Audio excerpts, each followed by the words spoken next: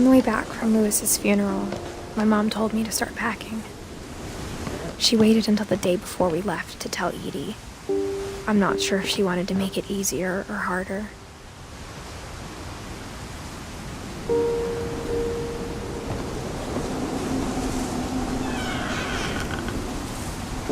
I wish we'd stayed.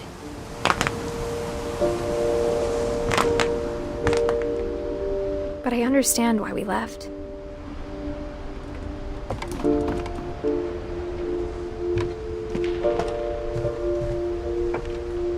My mom ended up leaving everything behind.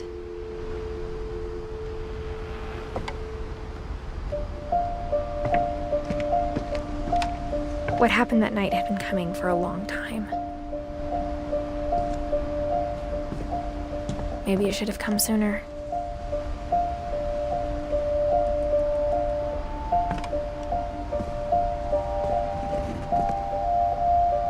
But it had to end one way or another. All that's left now is to tell you about that last night.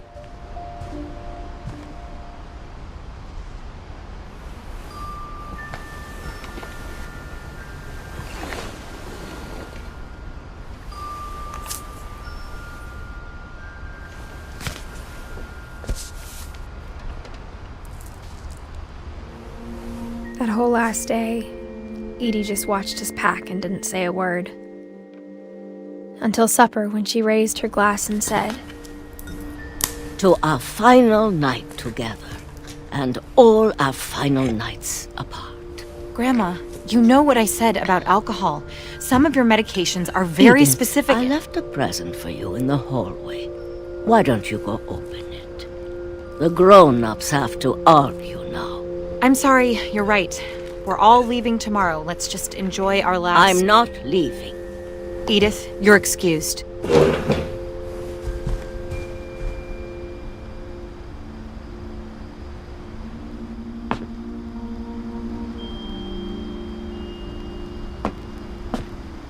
The power had been shut off that morning, but Edie always had plenty of candles. When my mom sealed the library, I don't think she knew about the other entrance. Or that Edie had a key to it.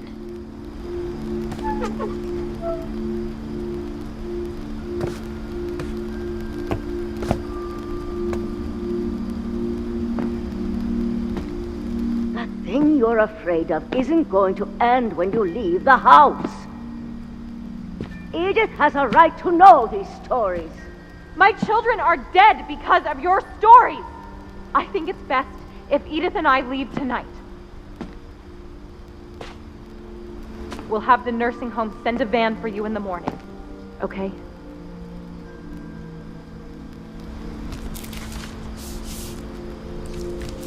Dear Edith, there's so many stories I wish I could tell you, but there's only time for one. This is about what happened on the night you were born. That night, the tide went way, way out.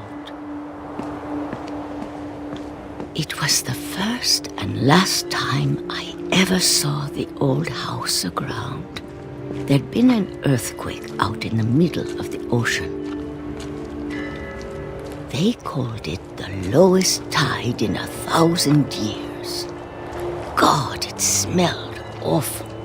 You know, I've seen that house every day of my life.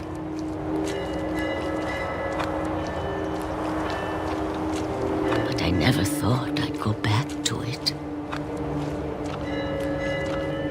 When the fog rolled in, I lost my way.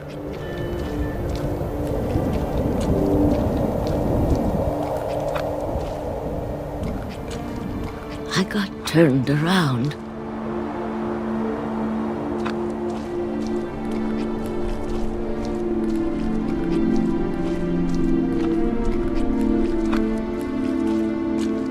For a while, I wandered.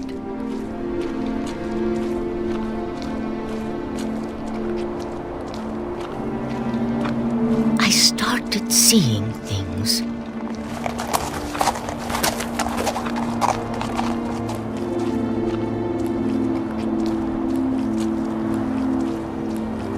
things I'd forgotten had ever existed.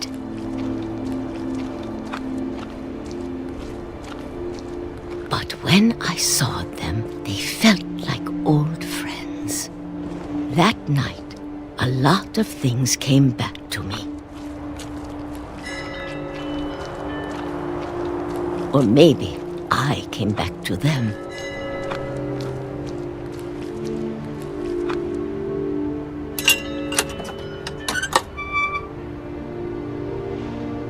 Things I can't explain, but that I need you to try and... Edith, what are you doing in here?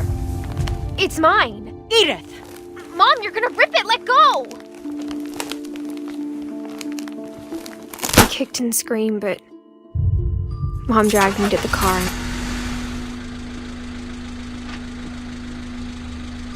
I never saw Great-Grandma Edie again. The next morning, the van came to pick her up, but she was already gone. After that, we moved around a lot.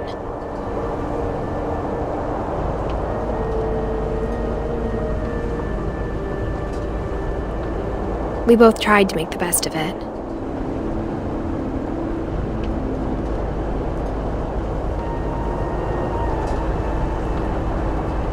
A few years went by.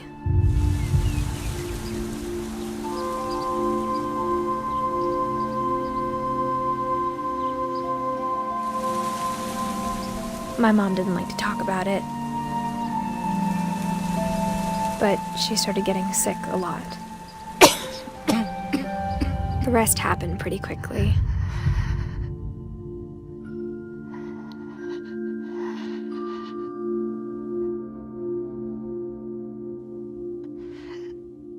She got better for a while, and then she didn't.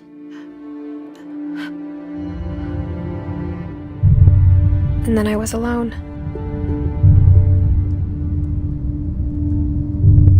The last Finch left alive.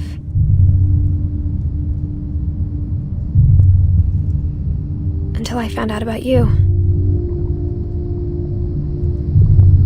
I'm still not sure what to tell you about all this.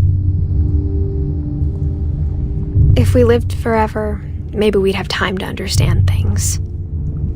But as it is, I think the best we can do is try to open our eyes and appreciate how strange and brief all of this is. This journal was supposed to be for you. But now I hope you'll never see it. I just want to meet you and tell you all these stories myself.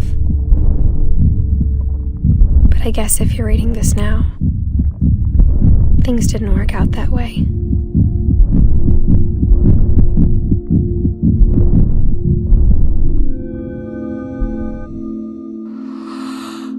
This is where your story begins. I'm sorry I won't be there to see it. It's a lot to ask, but I don't want you to be sad that I'm gone. I want you to be amazed that any of us ever had a chance to be here at all. Good luck.